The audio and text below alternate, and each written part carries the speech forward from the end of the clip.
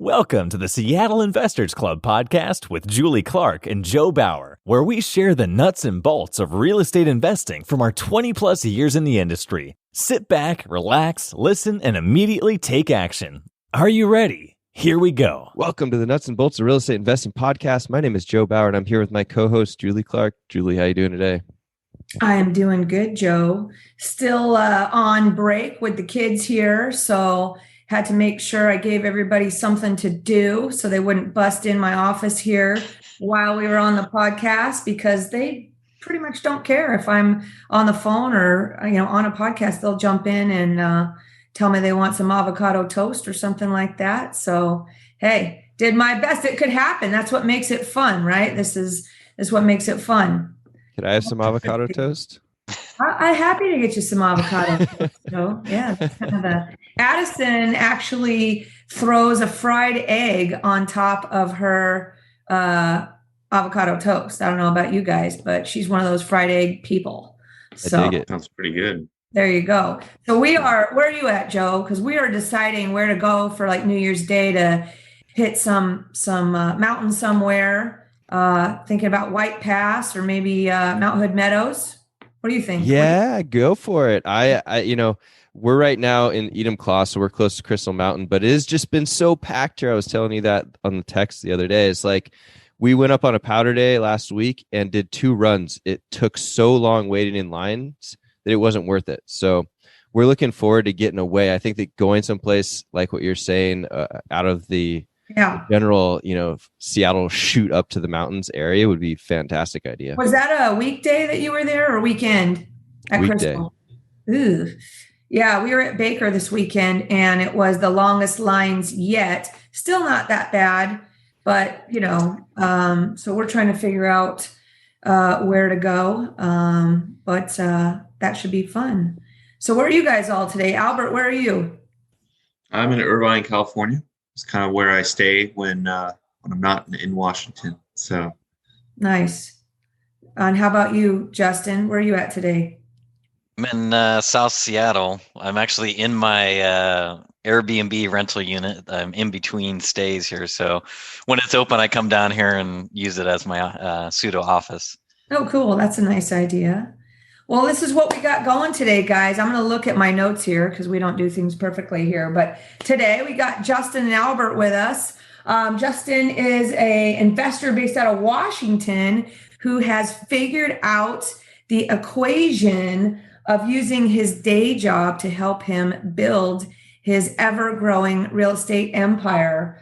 And today we're going to give you guys, all our listeners in podcast land, some insight on how Justin has been able to accomplish building a portfolio of 28 properties with 62 doors, and how you guys might be able to accomplish the same using your W-2.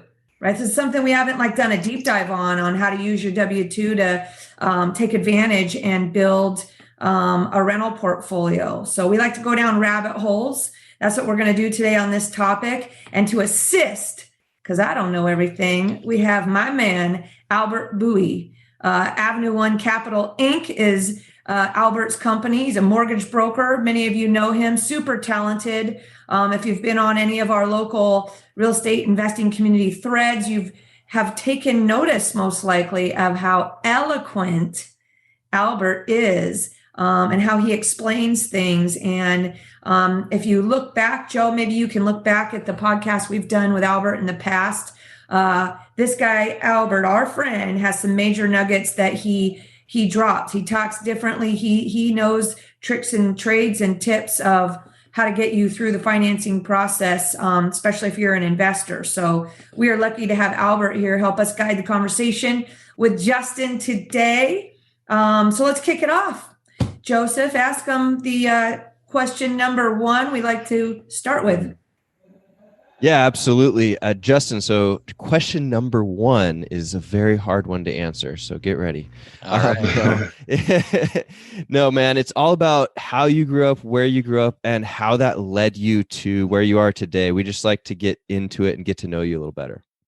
Yeah, so it was funny. You were talking about skiing, going, and you're in Enumclaw. So I actually grew up in Enumclaw, spent most of my childhood there. Grew up on a small farm. We had cows and everything while we were growing up. But really, what got me into the whole real estate game, I go even further back than that. Is like when I was growing up, I used to play with my grandma all the time, Monopoly. And over time, I just, really enjoyed playing that with her. The 4 greenhouses, convert that into the red, and we'd play that as I was growing up. And then, fast forward now into about 4 or 5 years ago, I had bought properties as I was kind of developing into my career and moving to different states. But I really didn't get into the investing game until about 2016. And then I was in the point where there's kind of multiple converging factors, where the first one is I was at Amazon, and I had all these RSUs coming my way. At the same time, my dad was diagnosed with cancer, and so I had kind of a lot of money coming my way, and then a lot of like personal turmoil type stuff. And I'm like, my dad had basically worked. He had his own business, so he worked like 7 days a week. I'm like, man, I don't want to. I'm on that same track, so I've got to figure out a different way. And so I started off. I didn't know at the time in 2016 with a house hack, and then after that, what really was like the, kind of the match that really spurred this thing is actually when my dad had passed away in February 2017, and then I just was like, okay, I got to find a way out as fast as possible so that I can spend more time, doing things I like versus working. And so ever since then, I've just been slow. I shouldn't say slowly, but, it seems like every other month or so, I've been acquiring properties, trying to build it up. Purely at the beginning, 100% focused on cash flowing properties. Towards the end here, more recently, I've kind of changed that philosophy, but we'll get more into that in depth, I'm sure, with the next couple questions. Excellent. So started off with an accidental house hack. It's a lot of people just kind of accidentally fall into it like that. So, but for those that don't know what you mentioned the word RSUs, explain to the crowd what that is a little bit, so we are all on the same page here as we move forward. Right. So RSU stands for restricted stock units. And I specifically work at Amazon. And there's a total comp structure. There's a base salary component, and then there's these restricted stock units.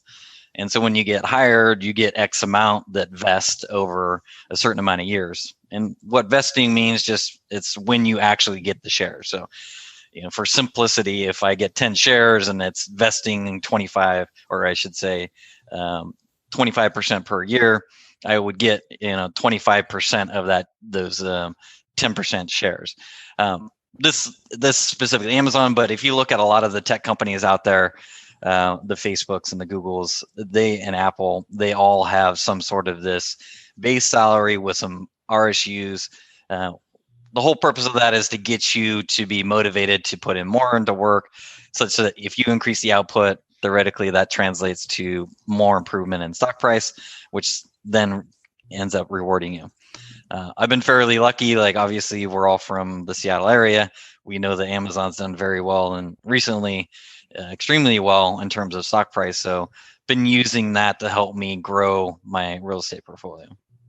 And what does that mean? Does that mean that you cash them in to use that for some of your capital needed on your purchases, for example? Is that what that means? Yes, I've used it kind of multiple different ways. So the very first way, I was just kind of getting into the game. I got my first big chunk, and I was like, hey, I've got to find a way to, get cash flow. So I ended up selling my first chunk, putting all that money in as a down payment on an 11-unit property over in Yakima.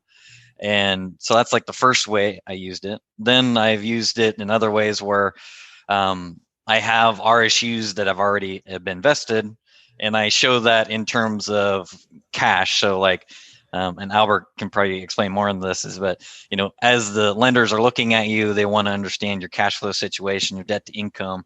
So the more of these RSUs or stocks that I have vested that are sitting on my personal balance sheet, I look better from a lender perspective. And then the third way that I've used this twice, I think now, is where I take those shares and I don't actually sell them. I can take a loan against them. So it's almost like a margin account if you're a stock trader. So the shares are still sitting at the bank, but they give me a portion of that amount for me to then go and borrow. The reason why I did that is, I think, the stock market's been healthy. Amazon's been doing well. My thoughts are, instead of selling them, let's just kind of ride it. Let the stock market go up. I'll pay the interest on that money that I borrow, and I'll make money on that money at the same time. Ideally, the RSUs or the stock value goes up. So in hindsight, I got lucky. Everything went perfect to plan. For the listeners, in the future, that may not be the right case. You could get double negative where the stock price goes down and the property that you used that you pulled the money out of the stock could also go down as well. So it's definitely something that you have to go into understanding both the upside and the downside and make sure that you're comfortable with that. Good stuff. Anything you want to add on that, Albert? Well, he did mention the assets. So yeah, once they're vested, you can use them for cash reserves. Usually on rentals, we need generally 6 months of payment reserves. So it's nice to have that option when you have restricted stock units to show more assets. Otherwise, you got to keep cash sitting around or other money, and you got to tie up stuff, right, Justin? Exactly. And so as I've kind of moved, growth is a function of cash that you have. And so it ebbs and flows. And so I've got to use different types of cash. So first it was just cash only, then it was these RSUs. Now I'm getting into, if you're familiar with independent banking concept, but just basically overfunding whole life insurance policies. So that's where I keep my cash nowadays. But I use that as well. Yes. So that's where I keep my reserves. Mm-hmm. Well, that's a little rabbit hole we're going to have to go down for a minute. So let's circle back to that in a second. Let's talk about first who the key players on your team are, Justin. Who are the key players that you surround yourself with? You still have a full-time day job at Amazon, is that correct? Exactly. Yep. What do you do at Amazon? What's your discipline over there? So when I originally came to Amazon, when I graduated from Berkeley, came here, did a career switch. I got into finance. And I bring that up to say that I was in a rotational program. So I worked in advertising, but then my second role that I got into was related to, if most people here are familiar with Amazon Fresh, grocery delivery. Within that group, I had multiple finance roles. The longest portion of it, I was in the capital management. So understanding where all the buildings were, how much they cost, running the net present value equations for them. So that's where I really started understanding how does this whole finance game work with, putting out capital and making sure that you're going to get more of that capital back than what you put into, which really helped me from I'm doing, these were multi-million-dollar deals. And then I'm looking at these properties that are, only thousands of dollars. I'm like, well, I do this all day. Naturally, I can transition in it to over here. I've had a couple different roles, but most recently, I'm trying to marry my passions outside of work with what I do at work. So recently in March, which is actually the first week of COVID, I took a new role at Amazon. So I specifically focus on finding warehousing space across the U.S. for a couple of different business units. Oh, cool. That sounds fun. I almost took a job like that with Starbucks eons ago.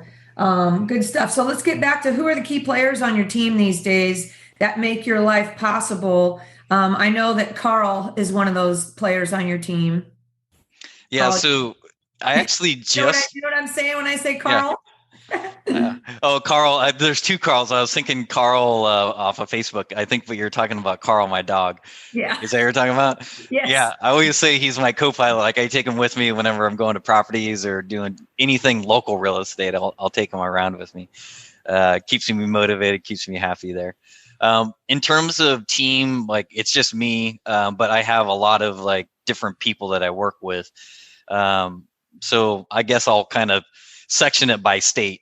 So I do real estate in Washington, Michigan, and Wisconsin. So Washington area, the people on the team that I have multiple interactions with are Enrique Jevons, which I'm sure all you guys are familiar with. He was like one of the first guys that helped me out because I bought that 11 unit in Yakima. Everybody knows if you're in Yakima, you got to connect with Enrique.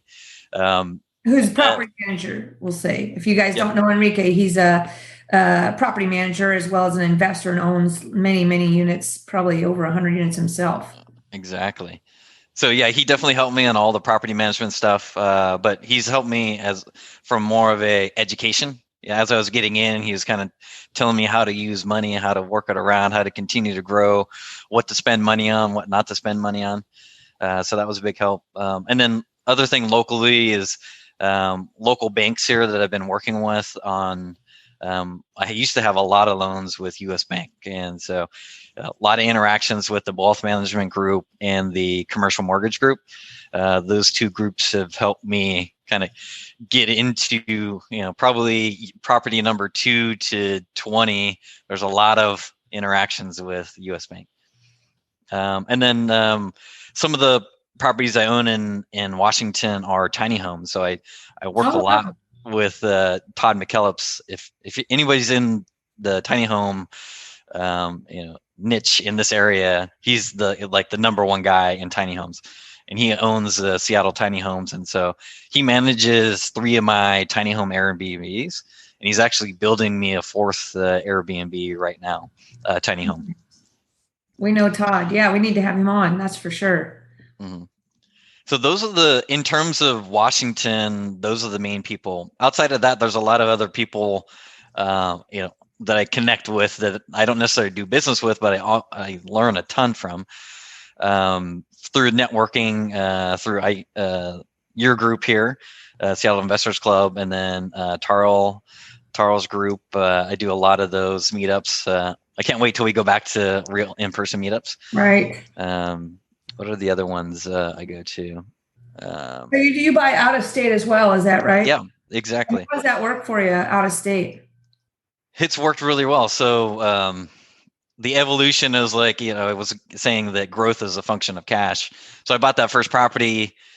I think I paid $365, and then I had like 50-ish something thousand or something to get into it. And then I was like, well, how do I get more properties with less money? And at that same point in time, I was like, I couldn't find anything within Washington that would really cash flow. And, I was like, oh, let me check out Milwaukee area. And the reason for that was like, I used to work at Cargill, and I would go on these golf trips with these guys every year in Madison area. And so I was like, I heard on Bigger Pockets some guy talking about Milwaukee, and I'm like, I got to go check this out. And so I think my first trip out there was August of 2016. And I was just, oh my God, this is like Seattle with one less zero in the end. So I started really aggressively buying there. So most of my properties are in Milwaukee. But yeah, everything has been great. Like the pricing of everything is so much cheaper. So I average per door $30,000 to $50,000 per door. Oh, wow. Which is pretty crazy. And then the rents, if it's a 1-bedroom, it's, about $500. If it's a 3-bedroom, it's around $750. So you can do, the 2% ratio is, I can do that all day long out there, all off of MLS as well. Wow. Go ahead, Albert. Let's go with number 5 on your list there. We're kicking off. We're multitasking over here. Nice. So, those are mine, huh? I didn't know. I thought those were just the most important ones. I figured you are the most important one here. So no, there's the list I have has bold red, like they're extremely, important. So I said, Justin, did you stumble at all when you were getting started over there in Milwaukee, or any mistakes you made that you could let the audience know? And what is the biggest lessons you've learned over in out of state? Biggest lessons learned, and did I stumble? Definitely there's things that I've learned and stumbled with. The good part about the Midwest and in Milwaukee is that I know going into this, like it's fairly small small increments of investing. So like I'm willing to take a lot of little bets in order to win. So I've kind of decreased my risk level by buying these cheaper properties. Generally speaking, it's only $15,000 to $20,000 for me to get into these properties. But in terms of things that I learned over time is like, if I was going to start into a new city today, I would fly into that market, connect with people, and look at the different areas. Like what I do nowadays is every time I'm in town, I go to different areas I haven't seen. I look at the Truly a Crime map, and I try to marry up what does dark blue look like on the Truly Crime map versus where in reality, what does light blue look like, and try to really understand where the market's at. Obviously, you can buy cheap properties anywhere, but cheap properties in bad areas are not always the greatest. You're going to have high turnover, going to have a lot more damage. And I think one of the stumbling blocks I got into is like, as I'm buying some of these properties, they're all 100 years old and they have a lot of deferred maintenance. So it's like being more diligent up front on, okay, what do you got to repair right away? What do you can repair in the future? And then proactively working with your property managers to manage those fixes in the future. So for me, I didn't do that. I just was buying. And then, as soon as the first winter hits, everyone jacks up the furnaces. And I was just like, furnaces were breaking left and right. And then I was like, okay, now I'm like, instead of getting cash flow, I'm having to, owner contributions to pay for all this stuff. So that was probably my looking back at it is like, I was putting all my chips in on acquisition, and I wasn't like putting enough reserves. And the good news is like I was able to, I always knew I had RSUs every 6 months kind of dumping into my account. Like that was kind of my backup option. But in hindsight, I probably should have had more reserves than I did. What do you recommend that, on these out of state, cash flow properties, I'll say, that are the less expensive ones like that, or any property actually? What do you think about reserves? What's your recommendation now that you're, what do we say, 62 doors in? Right. Yeah. I'd probably say, the standard answer you always hear is like 3 to 6 months. Mentally, like I'm always on the aggressive side. Like, so I would say bare minimum, just at a macro level, is like 25K. Because I know I got rents coming in. I know I got mortgages coming out. I got cash flow there. If I have 25K, that's 1 to 2 roofs. That's a couple furnaces. You mean for your 25K for your portfolio? Exactly. Yeah.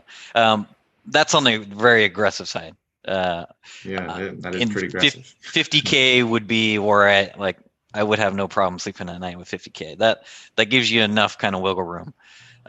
62 properties, 28 properties sounds like a lot. But when you're dealing with these lower property values, like that's not a whole lot of like mortgages. Like you would think it'd be massive, but it's not as high as you think.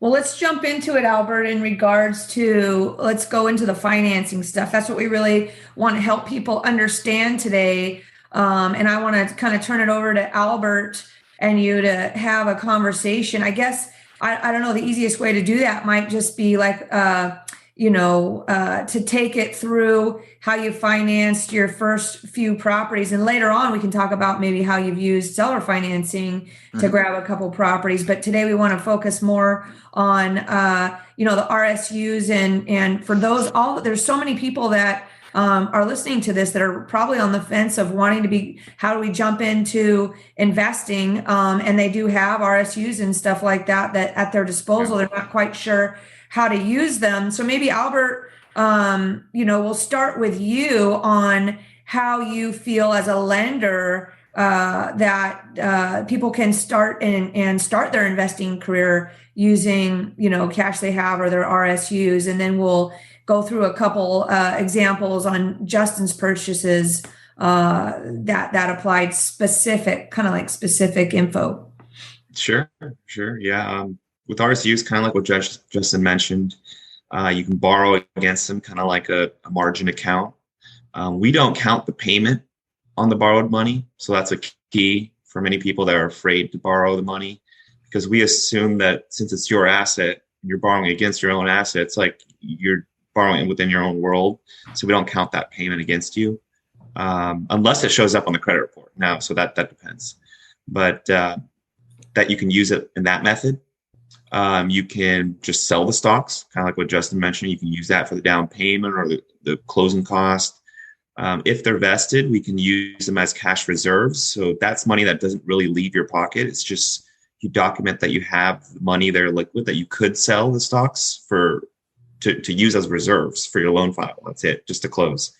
So it's important to mention that money doesn't actually get used. I think the point is that we need to have cash to put down to purchase the property. Right.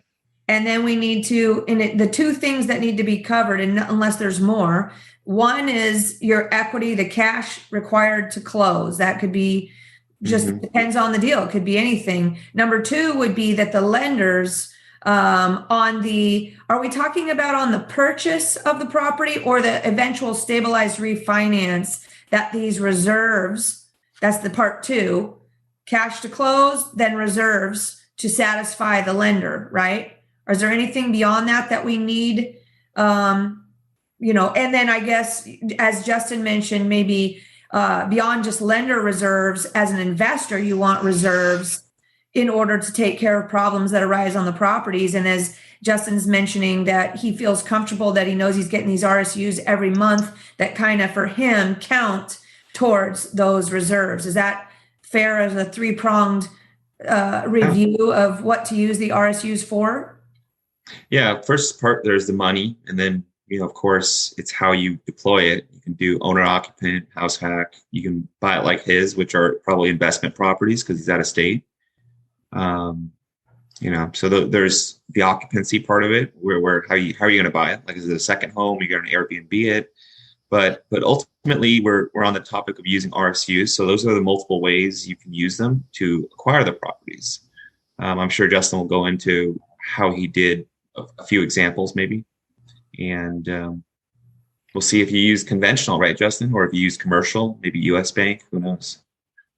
Yeah, I've kind of done a little bit of everything. Just given to continue to grow, you have to get a little bit more creative and figure out what to do with them. But the other thing on RSUs that I'll bring up is like, you have to think about what how you want to use them, where you think they're going to go. Do you want to count that as income, or do you want to like hold that as reserves? Or because I know that everybody has different risk tolerances. Some people have them and never have sold any of them, which they've done very well in. And some of them choose to cash them in right away and put them into different things. I mentioned earlier I was in finance, and like lesson number one is diversification. So at the beginning I was like, Seattle and my job and my retirement are all linked to one thing, Amazon, right? So I was like, well, okay, I need to like diversify here. So I was selling them at the beginning. But then as now I've purchased more properties and I have more equity built up outside of Amazon, I'm like, well, maybe I'll hold on to these. So it's like, you got to think about what you want to do with them, and just whatever that plan is, just hold and execute on that plan. I mean, hindsight's 2020. Like I wish I would have sold any and borrowed against all of them. But hindsight, you would. Did you just not know in the beginning? Did you just not realize that you could borrow against them, or what's the story? Yeah, I didn't know, and I was trying to continue to grow, and then I was talking to, you get into like every bank has like a wealth management group, and so you start talking to them, and like, well, I need money to continue to buy these properties. How am I going to do that? What are the options I got? And I was like, well, I don't really want to sell them, and they're like, well, we can do like an asset-backed loan. I'm like, oh, tell me more. Tell me more about this asset-backed loan. And then I was like, God, this sounds great. It can be a double up. It can be an up and a down, and it can be a double down. Like I was mentioning before, I've been lucky. It's been a double up. Like my stock goes up, and the money that I borrowed, I bought properties that create cash flow and have gone up. So, life has been, I've been pretty fortunate in that aspect of it. Albert, have you run into anybody using RSUs that has ended up having any problems later as a result? Not that I know of. No problem. But I did want to mention RSUs could be used as income too. I don't know if I mentioned that, did I? So 3 years generally. There are some lenders that will do 2, but most cases you need to. But that means you need to be on the job for 3. So for him, he's been there forever, so that's fine. But not everybody is in that position because they just switched from Google to Redfin or something. Well, and now let's back that up because I think you jumped into that quick, and you're making a great point. So Albert, what you're talking about is people need income to qualify for loans, and that. Now let's back it up, and you're talking about that they can use their RSUs to qualify for income, or tell us what you meant there exactly. Well, it's kind of like a Swiss Army knife of assets. That could be used as reserves. It could be used as down payment. It could be used as income. It could be used as almost everything. You just can't provide credit, of course. You got to have your own credit report, of course, and pay things on time. But for most of the loan scenario, the file, it could actually cover all the other areas. Especially if you have enough. Some people have a ton of RSUs, especially with that Uber IPO. I had a guy that had like 7 figures, but I bet you that guy was probably day 1, employee number 2 or something. Who knows? Mm-hmm. But so how does it work? Count them as income? I mean, do they have to be sold and taken, or no? Is there any? What's the rules? I get 3 years end of year pay stubs. I just document what they got year to date. We just average that over 36 months and we add it into your income. So if it's, if you divide it over 36 and it happens to be $5,000, then you add $5,000 to your income. I mean, because it is part of your compensation for while you're working at Amazon. What's interesting, I'm refinancing my primary residence, which is it's turning out to be more complicated than I thought, but I'm running into just this issue we're talking about right now. So it shows up on my income and W-2 every year. As soon as it vests, that's like a, compensation. But if you don't spend those, technically you're not using that money. It's on the balance sheet as an asset, but you're not using it as income to pay your bills. So it's like your assets are going up, but your debt to income ratio is not changing. So I just got a request last week from an underwriter saying, we want to see that you're getting the RSUs and that you're cashing the RSUs in to get the actual income. Yeah. What I'm running into is that I have my primary residence is an Airbnb unit. They don't count the Airbnb revenue because it's not on a year lease. I do traveling nurses, so it's like 30 or 90 to 120 days is usually my typical. But they don't count that as income. So now my debt to income is kind of out of whack. So they're like, well, are you cashing in your RSUs? Because then if you are, then that'll adjust the ratio. So I've got to figure out a way around that to satisfy the underwriting requirement. Yeah, I mean, that would only be a problem if I don't know the scenario, but if the debt to income is tight, like the ratios, then you have to play with the income to massage it. Make the income work. I've never had an underwriter ask me to sell the stocks. So that depends on the lender. Maybe you want to send it to a different lender. So that's one of the advantages I have now that I didn't have before, is that I was captive. I worked at a retail banker. So we only had one option. If the underwriter didn't like it, then we'd had no chance to broker it out. Now that I'm a broker, I already know that, okay, so that lender's not good with RSUs. Don't send it there. They don't like it. They like income that's all consistent. Some lenders are good at that, but they charge you a premium. So it'll be like an eighth of a rate more, but you can have flexibility with all the RSU you want. You can go to Chase Private Bank Group and get, your margin loan that Justin wanted. But as an example, I think they need 500,000 minimum, and they'll lend you up to 50% of your stock portfolio. But every bank is different. If you go to Union Bank Private, it might be different too. So I don't want to veer too much off topic, but yeah, every lender is different with RSUs. Even within Fannie Mae's guidelines, they add their extra restrictions on, just based on their preference. So, yeah, and this for me, what the issue is like, to continue to grow, I've done different ways of pulled money, and some of it is I'll take short-term money in my personal name, and then I'll buy properties in the business. Great to acquire the property, but now when it goes to debt to income, that money I borrowed personally is on for me personally for this house. So it kind of it helped me to get the other properties, but then now it's hurting me on trying to get the refinance.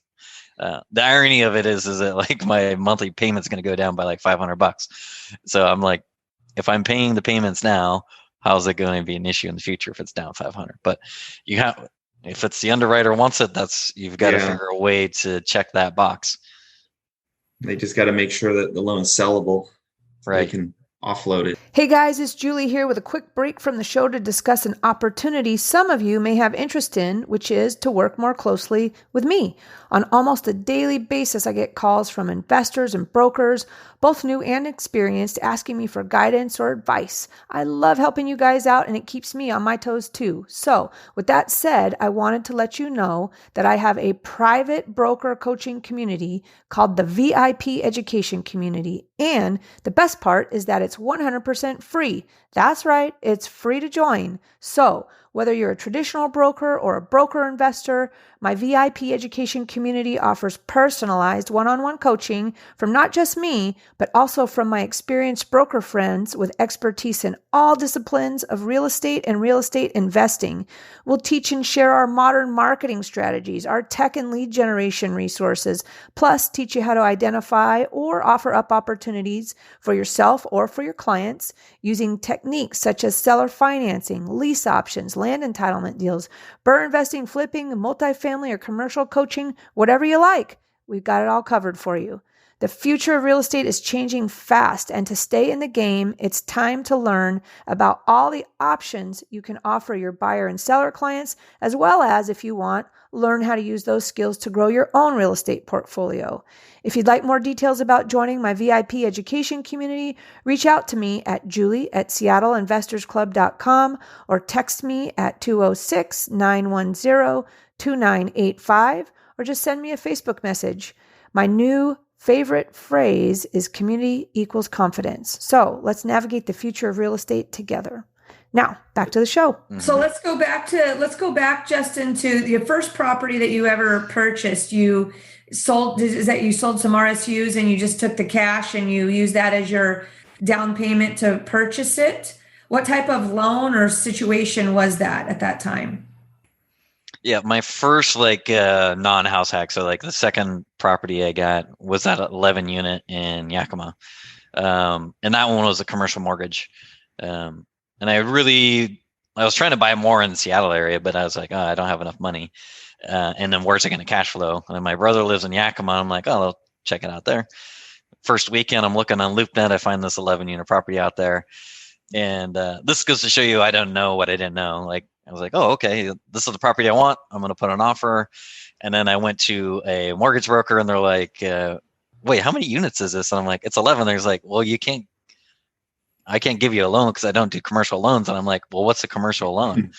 And they're like, well, anything that's 5 units or more. And I'm like, oh, well, then who do you recommend for a commercial loan? And so then that's how I ended up connecting with US Bank. I can't remember if it was like a referral or if it was just a local meetup. But once I got connected with them, I'm like, okay, let's do this commercial loan. At the time, I didn't even know about LLCs or anything. So I was just doing these commercial loans in my personal name. I was like, let's just get this thing rolling. I don't want to get like hung up. And so the first property, I ended up selling all the RSUs I got and then put them into the property. And then we're getting close to the close. And then they're like, well, where's your reserves? I'm like, what do you mean reserves? And they're like, you've got to have like 3 to 6 months of reserves. I'm like, well, I just used all my money for the down payment. And I'm like, well, you've got to figure, we need to see an account that has reserves in it. And I was like, all right, I hear what you're saying. So then I was able to show them an account that had reserves in it, and then was able to check that box and get the deal closed. But almost didn't. That first deal almost didn't happen because of. What was your required down? Was it like 25% or? Generally speaking, on these commercial loans are like 20% down. It depends on the lender. It's 20 to 25. Usually it's a 5-year fixed, 25-year amortization. And some banks will do like a they kind of marry it up where they'll do lower down if they do lower amortization. So like a 20% down will be 20-year am, or 25% down will get you a 25-year amortization. Gotcha. And do you still own that property today? No, I ended up selling it. I owned it for 14 months, and then I 1031'd that property. But basically what happened was like, I started buying out of state. I'm like, Jesus, this is like way cheaper, and the cash on cash is way better. I've got equity trapped in Yakima. Like, I wouldn't buy that property if it was on the market today. And so then I ended up like, I'm just going to repurpose this money into other properties. So I sold it, and I bought 5 duplexes and a triplex with the same amount of money. And so when you switch to buying out of state, like some people might think, oh, you get these cheap properties out of state, but it's, maybe they're in war zones, or the perception is, they're harder to manage maybe, and things like that. Were you going for at that time, you had a day job, you're getting all these RSUs. I imagine that you were getting your lifestyle paid for by your job and, your RSUs, which is part of your job. And so you didn't necessarily need to have cash flow to pay your bills, you know what I mean? Or I guess the goal in that moment, I mean, you still work at Amazon and you've got 62 doors. Why do you still work at Amazon having 62 doors? Is it because the equation of the RSUs dropping into your account is, I personally think people should not quit their day job, and they, unless they hate it, that they should understand that allows them to borrow money, and maybe once you're reached your certain level of your portfolio, maybe so, but why haven't you quit your day job? And why did you go for the cash flow properties when you already had cash flow?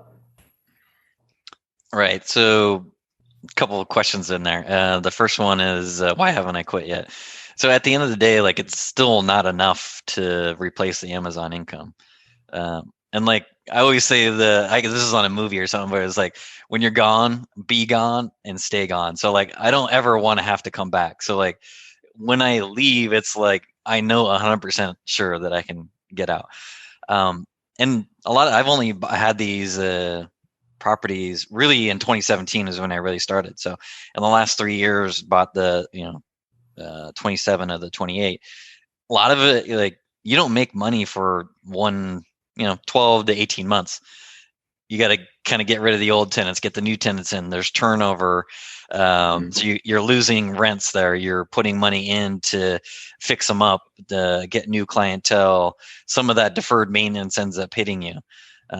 That didn't hit me until I actually did my taxes for 2018. I was like, which properties did I make money on? And I looked at it and I was like, I lost money on everything I bought in 2018, and I made money on everything that I bought in 2016, 2017. I'm like, oh, okay. So that's a big lesson for people right there. Yep. Right? Very simple. To be cautious and realize that this reserves is no joke, that you really do need these reserves to get started, right? Right. I mean, my safety net is like, I get paid at Amazon very well, but I'm in my Airbnb unit, and this is like 3-bed, 1.5 bath. I still live in a 1-bedroom, 1-bathroom. So like, my net like monthly cost structure is fairly low because I'm just dumping all of it into the properties. And so the more that I can save, the more that I can buy, which generates more cash flow. But what I've noticed recently, back to the why haven't you quit? One is there's not enough there, but two, I've kind of adjusted my strategy. The strategy has changed to where like I focused on everything for cash flow. And I know we're all in the same network. We see a lot of these other people that are really hitting home run deals here. And really the home run deals have been all, a lot of it is just because the appreciation. One is forced appreciation, but two, just holding in something in Seattle and letting them appreciate. So some recent properties I've been buying are not necessarily cash flowing. I'm trying to balance out my portfolio. I have cash flow in the Midwest, and then I use that cash flow in the Washington, Seattle area to offset some of my more appreciation plays. So I'm actually, my the last couple of properties are lowering my net cash flow because I'm trying to get some upside with appreciation. So your Seattle properties, you might be in the minus cash flow a little bit, and you're offsetting that with your, Midwest properties or whatever, because you're going for that appreciation play. Exactly. Yeah, I call it the milkshake model. So like if you've seen the movie There Will Be Blood, there's that famous scene where the guy like talks about the milkshake, and he pulls the oil from his neighbor's yard by drilling underneath it and sucking the oil out. Conceptually, that's what I'm doing. Like I just throw my money in the Midwest, let the cash flow build up, and then I pull that back to Washington, and I use that to buy these. Ideally, it's like a neutral play, but the one I most recently bought actually is about $750 a month I'm going to lose. But in the long game, like if the appreciation holds true, that's going to help me build up the equity. Awesome. What do you think, Albert? In terms of the cash flow? Well, so when you're buying the properties though, Justin, what type of loans are you putting on there in the beginning? That was a commercial property. Are you always putting on conventional financing from the get-go? For the most part, I'm commercial on everything. Okay. At the beginning, I was doing some conventional, but I just actually refinanced out of that. The only conventional one I have is actually my primary residence. So what's the biggest challenge you have these days with your financing, if any? Or have you figured it out? Did you have like an aha, like, oh, I should do it this way instead of that way? Or, oh, now I'm having different problems because I've reached a certain point. What's your biggest challenge with financing today? And we'll see if Albert can figure it out. Right now it's there's the flip side of 28 properties in 3 states is that it's like a death by 1,000 cuts. So like to get loans, like it's a heavy lift on providing all the documentation. Like sometimes a lender will be like, I want to see all the leases. I'm like, Jesus.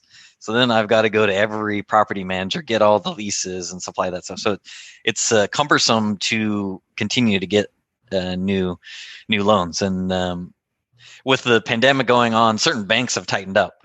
So I've shifted to local banks out of state to help continue to grow. Most recently, like I refied a bunch of properties with a local credit union. It took me like 20 phone calls to find a bank that would lend to me because I'm an out of state person. So really like the hardest part of getting money is like proving that I should get more money. Granted, I was, definitely I was highly levered. And so that's why it's been harder to get lending with other banks. And so to continue to grow, you've got to find alternative options. So I've bought properties in my retirement account. I've done seller financing. I'm finding new banks. I've done partnerships. All these different things help adjust the way the banks look at you. Mm-hmm. I always say that investors, I feel, are learning the world of investing backwards, that they're learning how to flip a house or maybe about a BRRRR or something like that in the beginning, or wholesaling or whatever, where my personal opinion is everybody, the very first thing that they should learn about is understanding debt, how it works, what the rules are, how to use it to your advantage, where you fit in as a borrower with almost like going to Albert, like he's the doctor, right? Dr. Albert here. So you go and you get started, like when you're born in your real estate investing career, you're going to go to the doctor. Well, our doctor is Dr. Albert here. And Dr. Albert is going to tell us where we fit in our world as a borrower. What lane are we currently in? And then Albert is going to give us the prescription, right? And the roadmap on like a health plan as a borrower on how to change lanes and be a stronger borrower. And I think that the very first person anybody should ever check in with is not a contractor or a wholesaler. It's go get your assessment from Dr. Albert, right? Go get your assessment, because you're going to need to borrow permanent financing at some point, whether you flip and screw up, or you flip for a while and realize, oh my God, I shouldn't have sold those properties. I should have kept them, which eventually people realize. Even the biggest flippers that we know realize that they should have been keeping a lot of those properties, right? And so I, part of my 2021 goal is to get people started on the right path. There's such information overload. What an advantage that you would have from the beginning if you went to Dr. Albert here and you understood, oh, you have a day job and you have RSUs. Let me teach you how to use those. You can use those, sell them for down payment. You can use them as your liquidity proof. You can, use them to qualify for higher income, right? And then Albert's going to know a CPA that can be introduced to you as well to help you, get your package right from the beginning, so you can learn how to shift into faster and faster lanes or bigger and bigger lanes with your, borrowing capacity. Wouldn't you say, Albert? Yeah, because how you file your returns, it affects how the incomes are viewed, whether commercial or residential. And it is a bit different, but in general, they're mostly the same, how they calculate income. They just look at different metrics. With commercial, they're generally looking at debt coverage, and they are looking at reserves too, but they classify reserves usually as a percentage of the loan. They might do 6 months, but generally they'll say 10% of the loan amount. On conventional, we do payments, or a percentage of outstanding balance too. So if you have 1 million outstanding loans, we'll use 2 or 4, 6% of that balance outstanding as the minimum reserves. But back to what you were saying, Julie, yeah, you want to make sure you know how each deal is going to affect your picture. That way, when you do the deal, the flip, the BRRRR, the whatever, the Airbnb, how are you going to file it? What are you going to show so that when you go to get loans, it's going to be a smooth execution? You're not going to have to rack your brain and provide 18 mortgage statements and insurance deck pages and, schedule whatever on your tax return, right, Justin?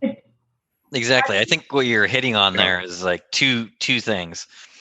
If I could go back and start it all over again, these two things are almost kind of hand in hand. Is like having like a binder in the, nowadays virtual binder of like everything that you do.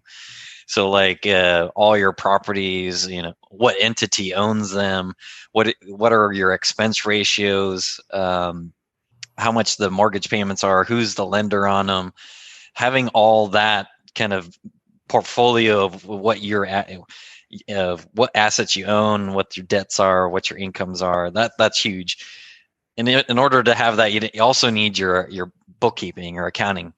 I went I went way too long on really truing up and doing a good job on my books. And so really I'm right now trying to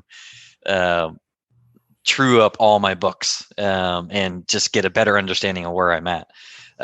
Which is the perfect time to check in with somebody like Dr. Albert here, because before you true him up the wrong way, he's going to be able to give you tips on how to true it up to be to your advantage, right, Albert? I mean, you said, your lending and your accounting, your tax stuff kind of work together, and everybody should be going to like Dr. Albert at least once a year, and talking to him about, okay, Albert, this is what my portfolio looks like right now, or even every 6 months if you're buying several properties a year, right? Or maybe even quarterly, right? Buy him lunch quarterly, and say, this is what I have in front of me that my goals are to buy a couple more properties this year. This is what my current portfolio looks like and my income looks like.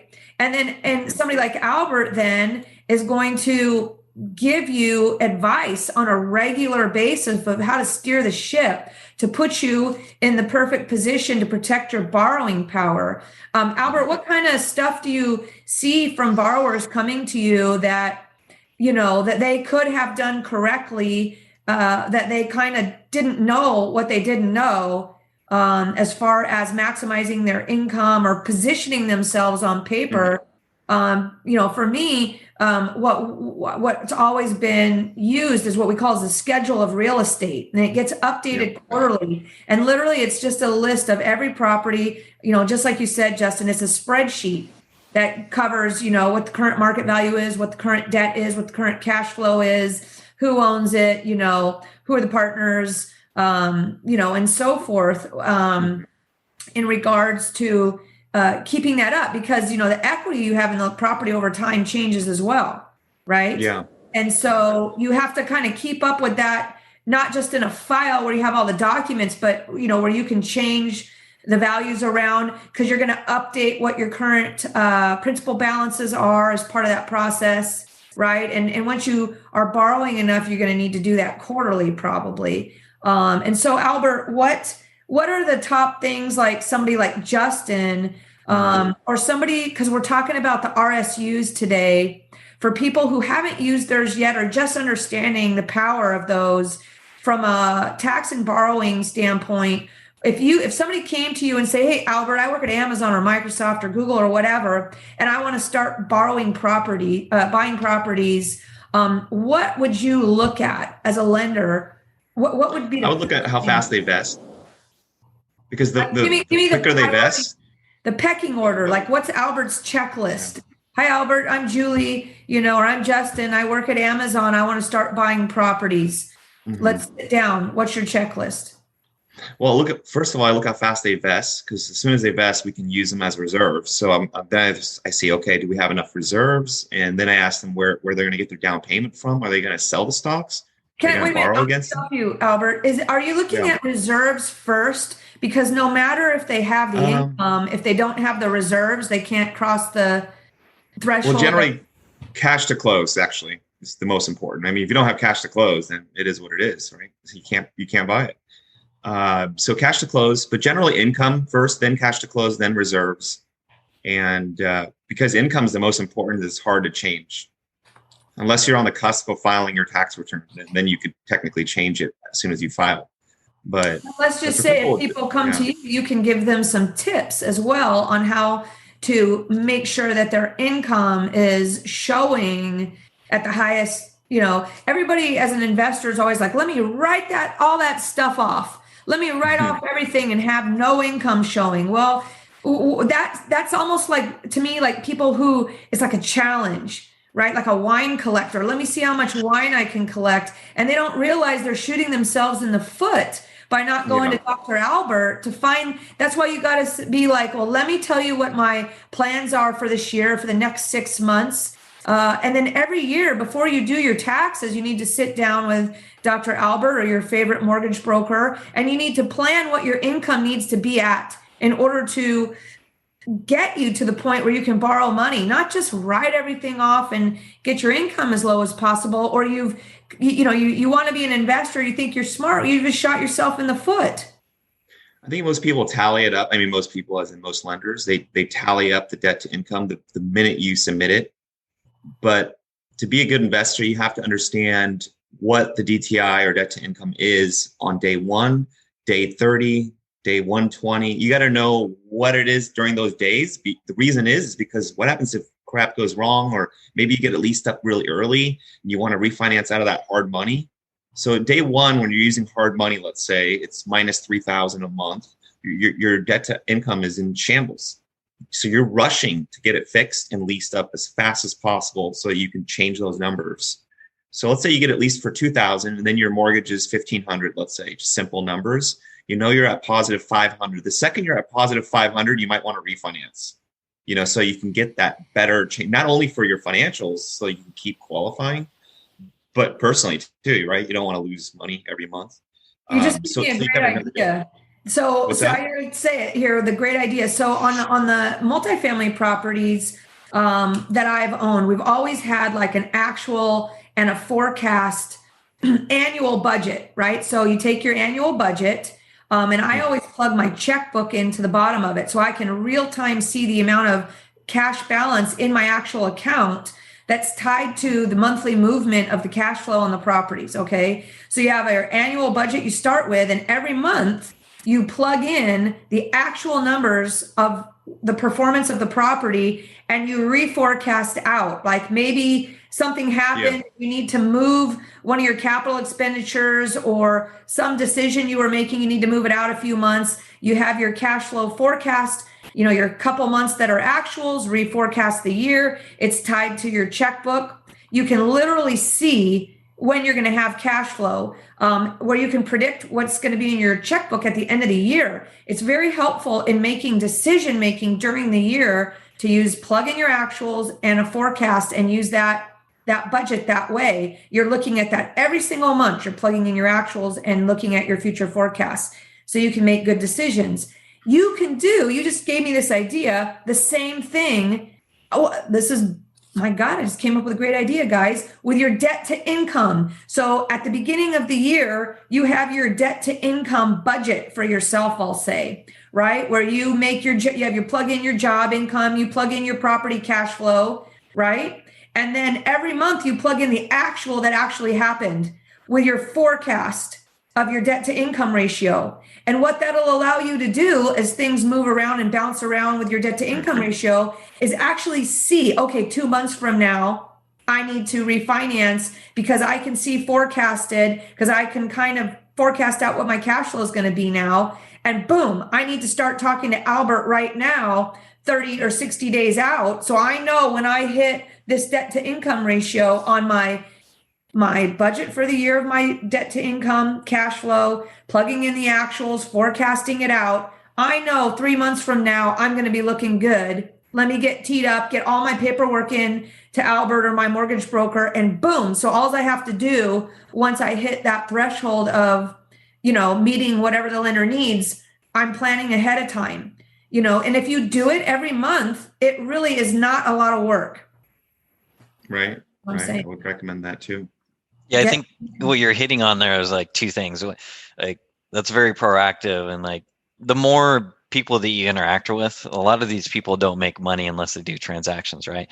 So if you come to them, you know what your DTI is, and you know what the DSCR is of the property. Like a lot of people are going to want to work with you. It's fairly easy for them. Most people, like what I did, is I just come in here. I'm like, yeah, I think I can buy this property. I have enough cash. But I'm not looking at the macro thing. Like it looks like it's going to generate enough profit. I didn't even know about like debt service coverage ratio until like a few properties in. Now I actually look and see like, is it going to be 1.2, 1.25, or a lot of times it's in the 1.4 in the Midwest. But the more that you're prepared up front, the more agents, the more brokers, property managers, and other lenders are all going to want to work with you because like they know that they're not going to waste you're not going to waste their time. And so that's how you kind of reciprocate this. They want to help you. The fact that you're able to be helped makes it, kind of a symbiotic relationship there. And hey, Albert, don't you, when you're actually underwriting your own deals for yourself, don't you, I think you said it one time that you look at it from a straight up, almost like a debt service coverage calculation. You're actually looking at the deal, whether you should move forward or consider spending any time on it based on kind of a debt service coverage calculation, because you're going to be putting a loan on it, once it's stabilized, right? Tell us how you think about that for yourself, Albert. I look at the debt to income just to make sure I have room for future properties. And for me, I know every $450 is about 100,000 buying power. So in general, not always, but so I know if I have like $4,000 of room, I could probably fit $1 million of mortgages in there, or maybe 800 or 900. So I don't do exact calculations. I just need to know roughly what I could fit. And that's the loan amount, so that means after down payment and everything. So I kind of figure out that's the potential. Is that $450 cash flow per property? Well, the mortgage is $400, taxes and insurance are about $50. So roughly it's $450. It depends if it's a primary or investment, right? Because investment has a higher rate, so you have to use a different number for investment properties. So, but when I'm telling a homeowner, hey, what's your buying power? I see 450 is roughly what it costs for every 100,000. So if I see they have $1 million or maybe 5,000, let's say, of income available, to borrow with, then I know they're probably eligible to buy Mercer Island or something, because 1.1 million, let's say they have 400,000 down payment. So I know they can buy 1.5. I just add the two together. It's not super tough. And then I have to make up backup plans, because underwriters are notorious for coming back conservatively. So you always have to have multiple backup plans, especially if you're working with realtors or agents. You don't want to waste their time. So I always have backup plans just to make sure I can close on it, and try to anticipate what the underwriter will come back with, so you can counter it before it even comes. It is what I generally do. But in terms of buying power on our topic, cash flow wise, yeah, I look at both commercial and conventional, because I use a lot of commercial too. So I'm always looking at debt coverage as well. Awesome stuff, right? So we're just basically telling you guys all today to understand your borrowing power, check in to understand what you can even buy, learn how to use your RSUs, right? So Albert, you said your pecking order, if somebody, Amazon, Justin comes to you from day one, he's never invested, or maybe he has, you're going to look at his income, you're going to look at his cash to close, you're going to look at his reserves. What are you going to look at? Right. Well, the total potential, right? Because I'll look at the total cash available and what he's projected. Because he might tell me, hey, in 6 months, I'm getting this huge vesting, or this big, tranche of RSUs are coming at the end of the year is when they release the big one. And there's small disbursements in every Q1, 2, and 3, let's say. But Q4 is the big one. So then we plan, okay, you're going to get that. When is your third year going to be?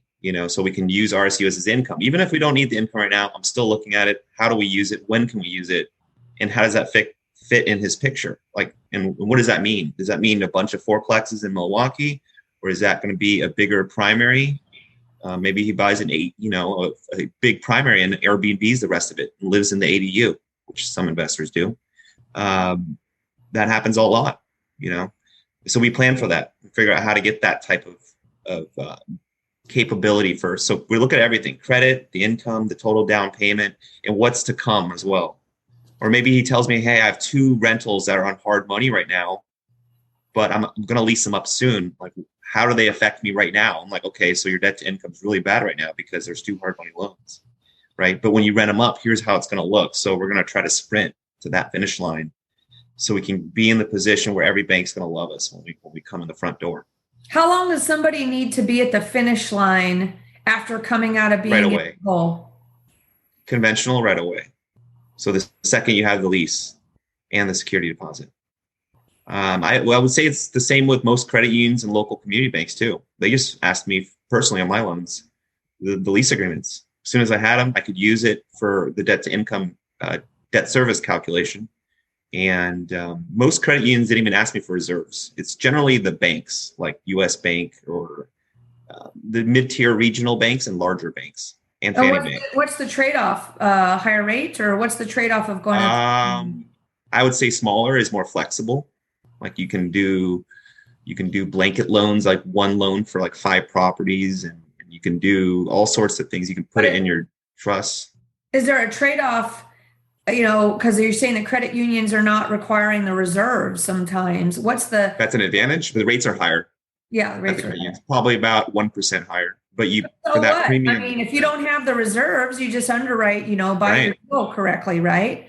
That's why a commercial mortgage, I'm not a commercial mortgage broker, but I use commercial money. And that's why it's important, because in commercial world, every lender, bank, investor, credit union, insurance company, Fannie, Freddie, they're all different. They're like 100 guidelines. So it's not like residential 1 to 4 where everyone does conventional, pretty much 95% of the same. There are little tweaks, like how we look at your RSUs, kind of like what Justin mentioned. Some underwriters are making him sell the RSUs. He might not want to sell because he knows when the Q4 numbers are released, that stock might climb. So why sell right now when you want to borrow against it when it's going to shoot up, right, Justin? No comment on that last part. Yeah. We don't know, right? Yeah, we can't tell. No insider trading. Yeah. I just know that everybody uses it, so I think it'll be good in the long term. Yeah. So Albert, what's the challenge that you see that you run into with borrowers? Either things they is there like a common denominator they just don't know, or roadblocks that you run into where you got to send them back and kind of let them get things fixed up for a minute and then come back to you?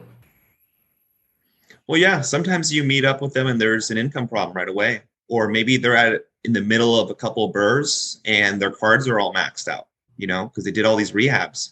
So then okay, you got to pay all these cards down so you can get your credit from 680 back to 780. But when you pay off cards, it takes 20 to 30 days to organically update.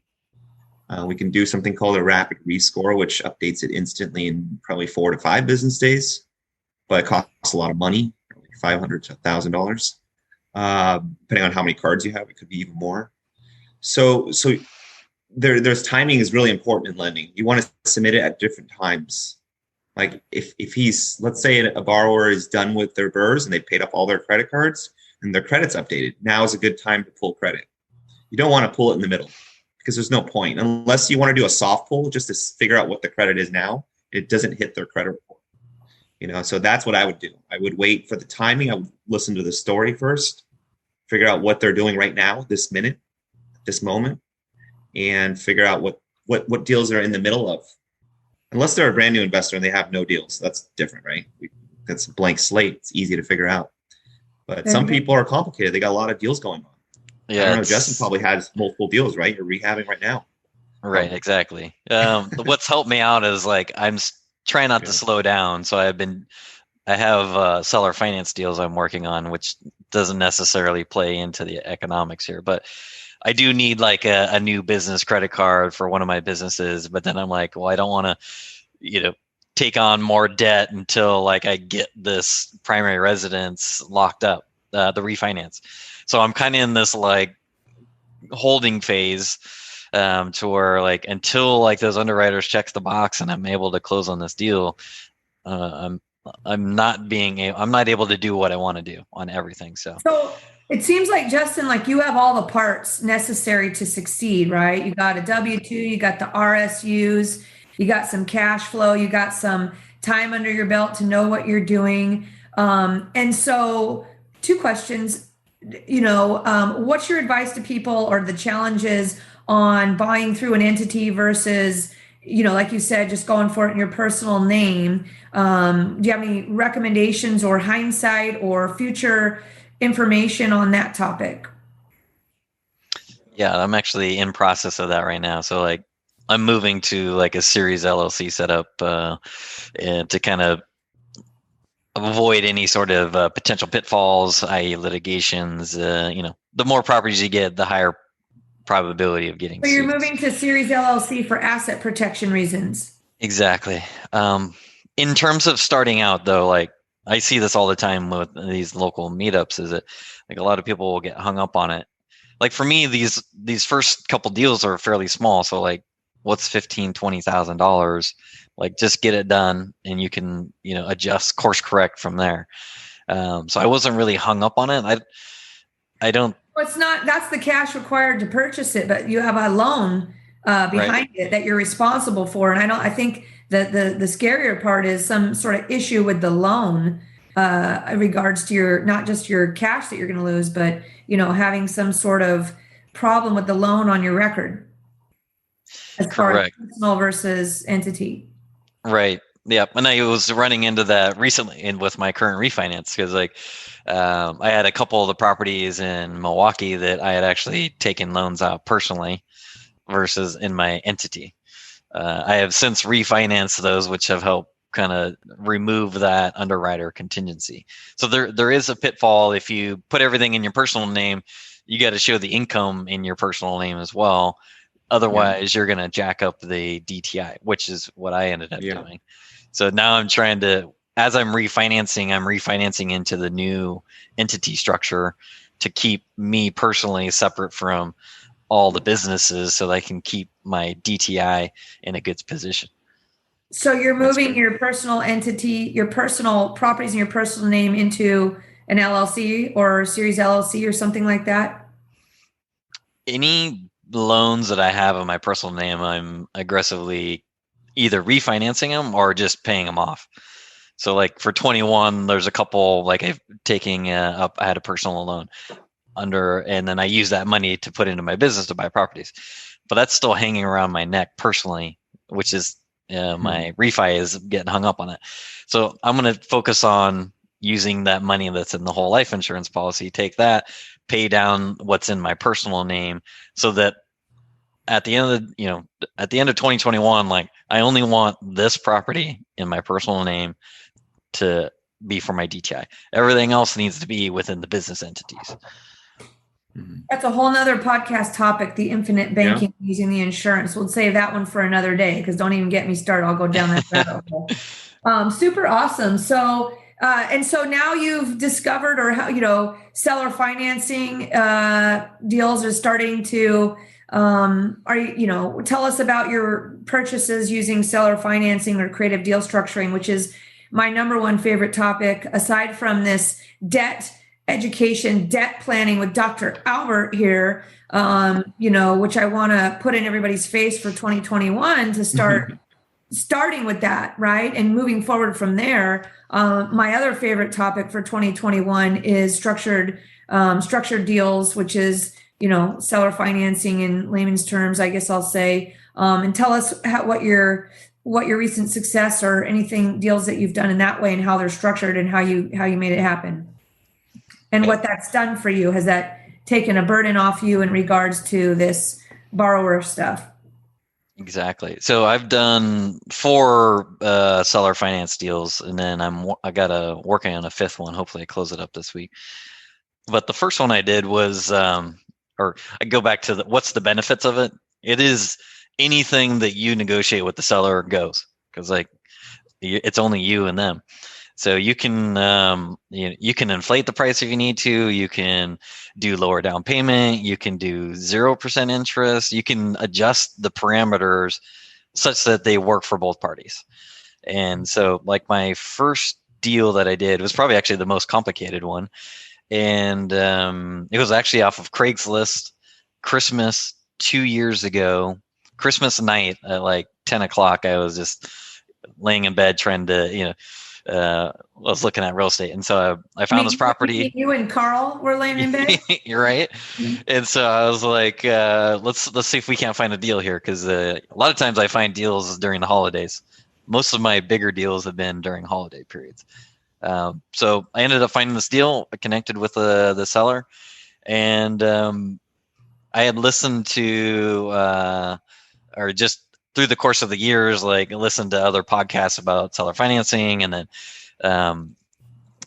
Brandon Turner's book on rental properties, and his other one, I was like low and no money down. And so I started conversing with this seller.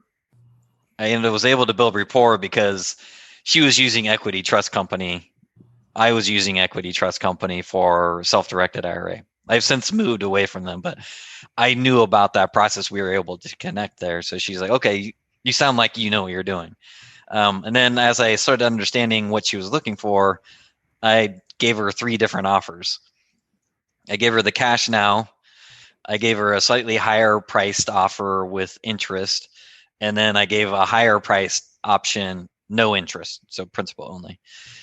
She ended up taking the middle option, which is the best for me at that time in terms of a cash on cash return. And so I was able to get the price that she wanted, the low down for me. So I think I bought it for, I think it was around $90,000. So normally at a bank you would need $18,000 to $25,000. On this one, I only had to bring 10% down. So right there, I'm able to save cash, but I'm still able to acquire properties. These properties don't like show up. I don't know, Albert might know the answer, but these don't show up on any like polls in terms of debt load. Now you're supposed to put them on your real estate list, which I do.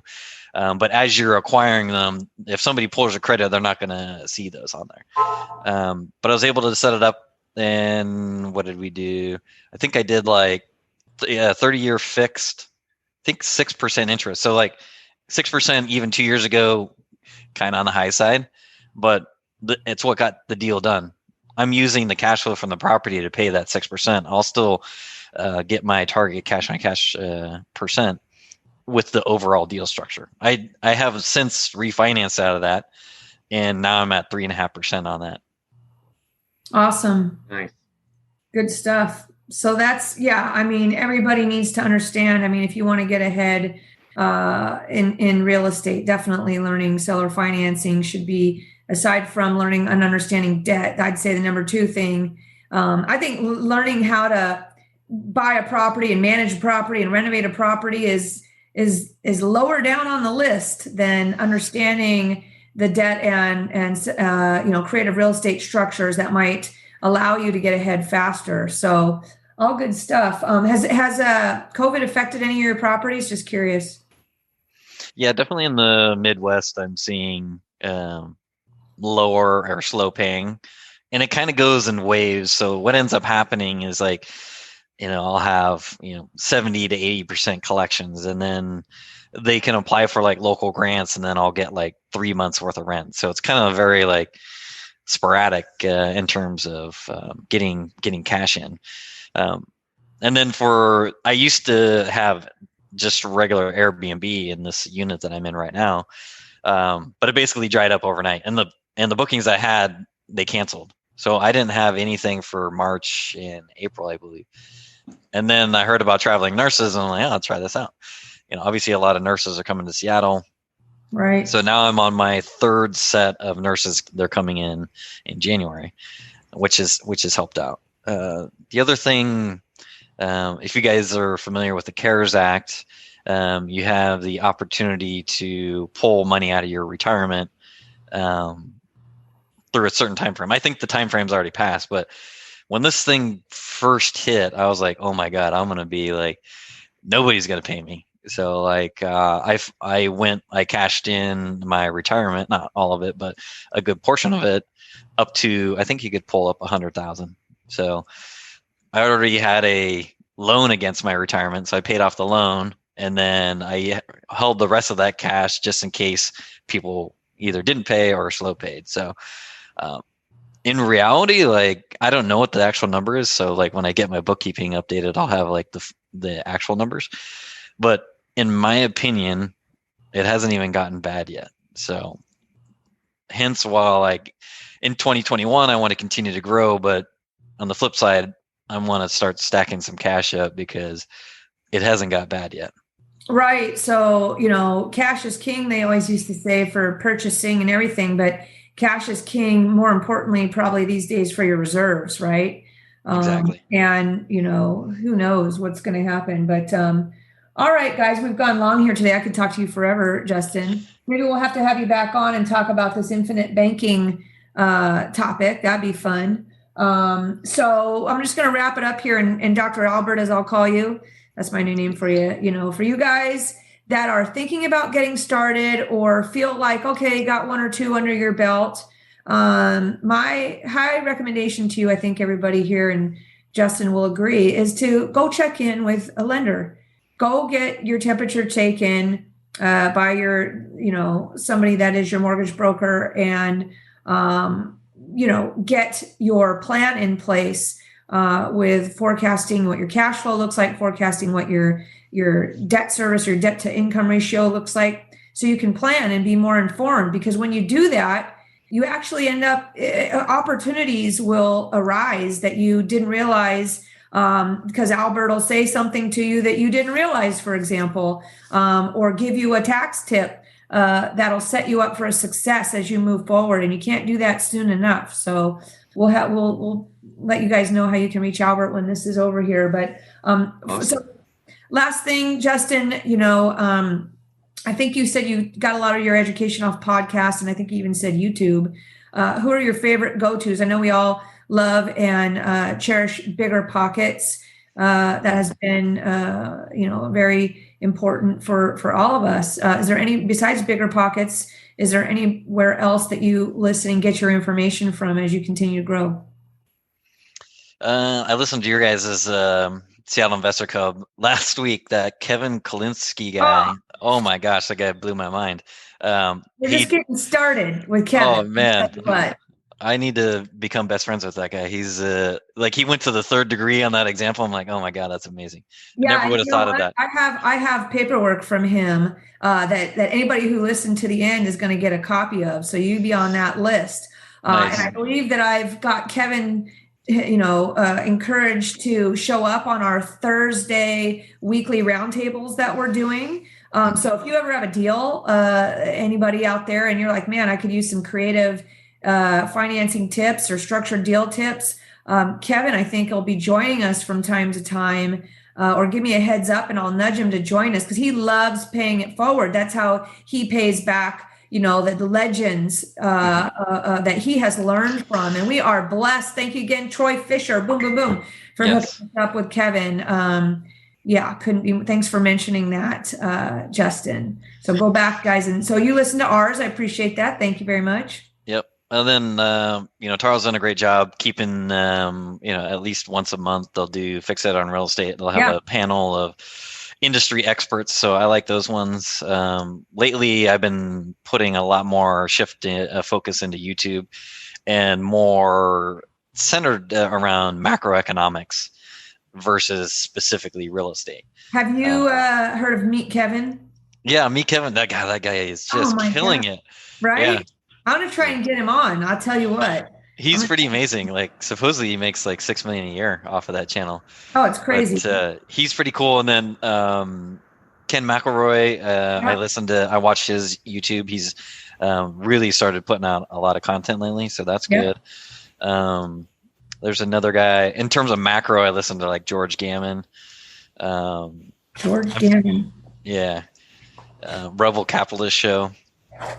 I'm drawing a blank on the other ones, but there's a guy in Florida that's been doing a long-term podcast. I'm drawing a blank on his name, but he's been really good to listen to. If I remember, I'll shoot you an email with it and put it in the notes.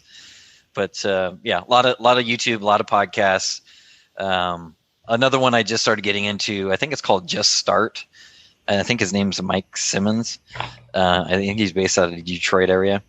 But cool. I like the mindset of him. I just like got to get into it, and that's what I tell like a lot of people that come to me and they have questions. Like you see the analysis paralysis all the time. Like within 30 to 90 days, you're gonna have like 80% of what you need to know. But the rest of it is all about putting deals out there. Right. That's where the true learning happens. But you got to shift from that education to live ammo. Jennifer Beadle's group, Agents Invest and Addicted to ROI, she's got some great content. She's got a summit coming up here, I think in February, that's going to be really good. And yours truly is on that as a panelist. I'm excited to put the word out about that pretty soon with Jennifer. For all of you guys who are interested in investing out of state, definitely look up. What doesn't matter where you are, it doesn't matter what state you're listening from right now. Agents Invest and Addicted to ROI is the Facebook group you should jump on to not only get deals but get education, continuing education about investing out of state. So we love Jennifer, we love Tarl and that group, and we actually have Jay Scott coming on as our first drop here in 2021. He'll be our first show that drops. So we've already heard from him actually, because we're going to be dropping this after that. But good stuff.